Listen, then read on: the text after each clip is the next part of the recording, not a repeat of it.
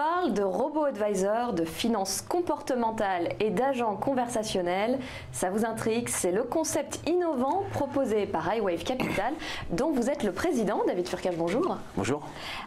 Je vais vous poser déjà une question de néophyte. Qu'est-ce qu'un robot advisor? Alors un robot advisor, c'est une application qui va permettre à un investisseur individuel de pouvoir initier un parcours d'investissement. Le robot advisor va commencer par déterminer une aversion au risque. Ensuite, il va lui demander quelles sont ses préférences ou ses choix financiers, donc ses objectifs, et il va lui proposer une allocation d'actifs compte tenu de ces deux éléments qu'il a renseignés préalablement. Alors quand vous parlez d'aversion au risque, donc en fait c'est là où la finance comportementale va intervenir. Vous allez vous servir de ce grand principe économique qui cherche un peu à pallier l'instabilité, l'imprédictibilité des marchés en essayant de déterminer des comportements types ou, enfin je résume très grossièrement.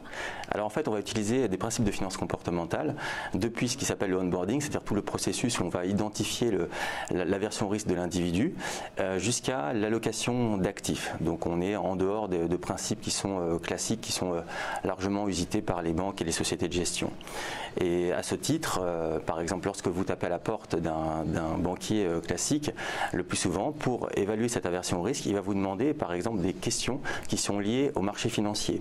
Et il faut dire que peu d'individus s'y connaissent au marché financier et très souvent, leurs réponses sont biaisées et donc la manière dont vous allez lui proposer une allocation d'actifs est également biaisée puisqu'elle est sourcée à partir d'éléments qui sont parfois mal interprétés. D'accord, parce que comment dire, vous, avec votre modèle, vous pouvez limiter les risques?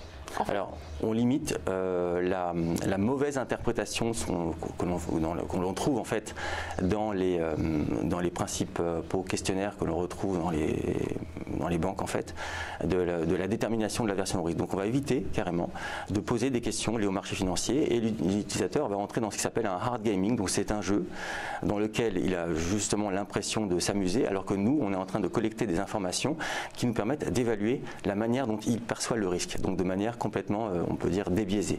Alors on a du mal à s'imaginer comment vous pouvez procéder. Est-ce que vous pouvez me donner une image un peu concrète de la façon dont on procède? Imaginons je représente une banque, je viens vous voir, comment on procède en fait? Alors comment on procède? Alors nous, l'une de notre forces également, parce qu'on est un modèle en fait en B2B et en B2B2C, donc nos cibles sont les banques, les sociétés de gestion, les compagnies d'assurance et en général donc elles initient un parcours de digitalisation de leur offre dont les robots advisors font partie. Et elles nous proposent donc de réaliser pour elles un proof of concept, donc une preuve d'application qui serait capable en fait ensuite d'être mise en production en réalité sur leur système informatique et elle nous propose un cahier des charges. Et notre force justement, c'est d'avoir une application qui est modulaire. Au-delà de la finance comportementale qui est l'une de nos forces à des fins de performance, on a une application qui est modulaire, c'est-à-dire qu'on n'a pas besoin de casser notre structure informatique pour répondre à un cahier des charges particulier, quelle que soit la banque, la société de gestion, le courtier en ligne et quelle que soit sa taille. On est capable de lui proposer une solution donc plus rapide, à un coût plus faible, que ce soit sur la partie back-end et front-end. D'accord, et en fait ce qui différencie le robot advisor que vous utilisez, donc déjà il y a cette modularité, il y a ce recours à la finance comportementale et ce que je disais en introduction, vous faites appel à un agent conversationnel également, Alors, oui. un peu comme le Siri de notre téléphone ou le OK Google des autres smartphones. C'est ça en fait, c'est notre troisième force, c'est d'associer un agent conversationnel, c'est-à-dire plutôt que d'être en prise dans une application et de cliquer en différents endroits, l'utilisateur peut converser avec l'application via un agent conversationnel, une sorte d'avatar qui prend une forme humaine et évidemment qui a les expressions humaines et qui est doté d'intelligence artificielle et qui va permettre à l'utilisateur final de mieux comprendre son application, de pouvoir l'utiliser plus facilement et de répondre à un tas de questions dont l'utilisateur final pourrait souffrir. Et comment la genèse de tout ce robot advisor, tout ce projet vous est venu en fait? Alors ça c'est déjà on a un savoir-faire, mon partenaire et moi, dans le domaine de l'informatique, de la finance comportementale et de l'allocation d'actifs, et il nous a paru intéressant, évident, qu'il y avait une opportunité sur ce marché des robo-advisors, pour lequel on estime que d'ici à quelques années, les robo-advisors géreront à eux seuls plusieurs milliers de milliards de dollars. Donc d'ici 2025, on évalue la gestion directe des robo-advisors à 6 000 milliards de dollars. Donc on y a vu une opportunité, comme on est des entrepreneurs, on tente de saisir cette opportunité à travers un nouveau produit qui est iWave Capital. Et parce que les robo-advisors ne sont pas encore très développés en France, ou je me trompe peut-être? Si, il y a pas mal de robo-advisors en B2C, un peu moins en B2B. Aux États-Unis, c'est un marché qui a fortement pris rapidement, avec des grands noms qui gèrent déjà plusieurs milliards de dollars en B2C. Comme Wealthfront par exemple, voilà, aux États-Unis, qui gère déjà plusieurs milliards de dollars, ou Charles Schwab. Voilà, mais aux États-Unis, il y a des success stories qui sont un peu différentes en France. Aux États-Unis, il y a un monde qui est plus enclin à adopter les nouvelles technologies, donc ils s'y connaissent un peu plus en économie, en finance. Je parle des utilisateurs finaux, bien évidemment. Alors qu'en France, il faut être plus adossé à une marque, en fait, donc à un grand nom de la banque pour pouvoir, je pense, pénétrer le marché.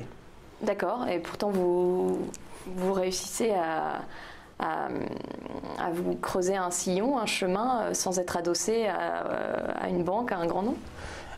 En fait, c'est ce qu'on cherche à faire justement, de pénétrer en fait le monde des banques et des institutions financières, comme je l'évoquais tout à l'heure, qui initient un parcours de digitalisation, et justement, on essaye de leur proposer notre solution en marque blanche. C'est-à-dire qu'on verra rarement iWave Capital derrière le nom d'une banque, c'est de la marque blanche. D'accord, donc vous êtes un peu pionnier en fait, c'est une niche que vous êtes en train de développer avec iWave Capital.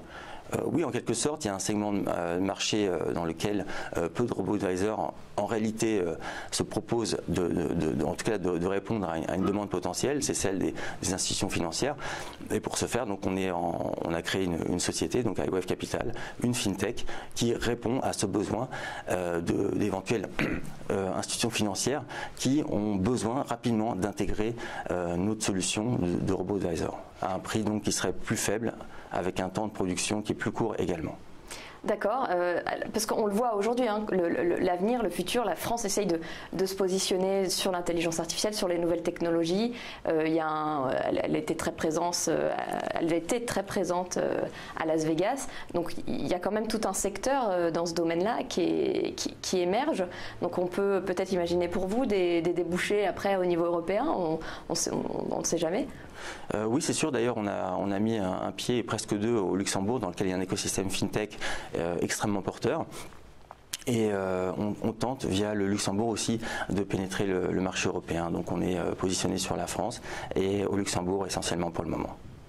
Merci beaucoup David Furcade. Je rappelle que vous êtes le président de iWave Capital, un concept assez novateur de robo-advisor faisant appel à l'intelligence artificielle et à la finance comportementale. Merci. Merci.